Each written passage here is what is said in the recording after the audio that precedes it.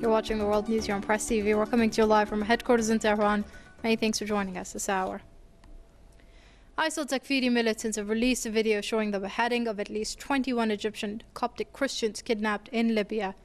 The footage released on Sunday shows the captives dressed in orange jumpsuits being beheaded.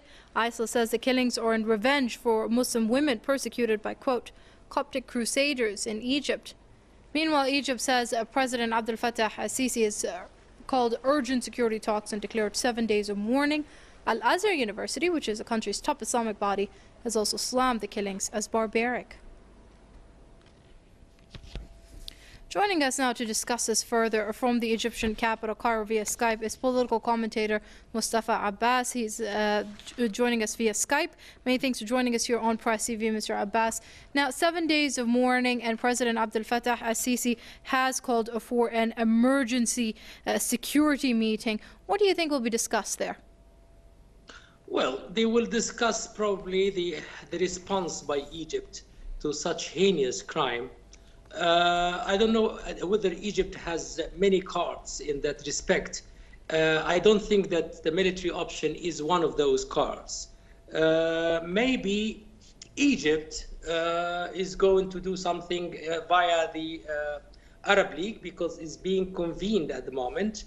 But they have very little, the Egyptian government has very little to do, and they are in a corner in a sense, because they have a lot of political troubles inside, and now they're having something from outside. So it's actually very difficult for the government, and I don't think they have many choices. They have very little choices, and they have very little cards to play.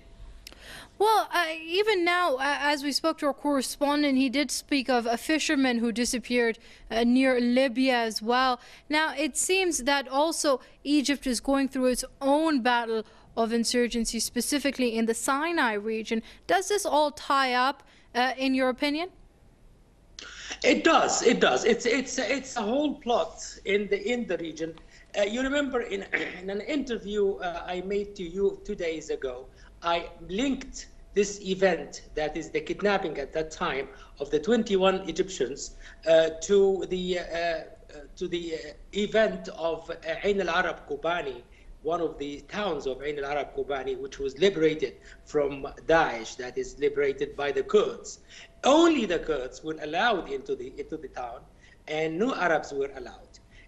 You know, there are those attempts, feverish attempts, in order to divide the region into Coptics and Muslims, Shiites and Sunnis, Arabs and Kurds, Iranians and Arabs. It's really in the making. It's a plot in the making, and this can be looked at as part of this plot.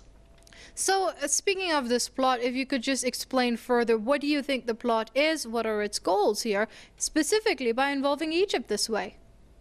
Well, the plot is to divide the Middle East into smaller entities and states, so that Israel can be the biggest and the strongest of those entities, so that Israel can be the dominating power. It's already a dominating power in a sense, but you know, there is some sort of balance in the region at the moment, but this balance will be tipped in favor of Israel in a matter of 5 years or 3 years' time, if things continue the way they are, and if the plot is implemented. It does not have to be implemented unless and until we sort of help in implementing that plot. And unfortunately, we Arabs, we Iranians, we Turks are doing exactly that.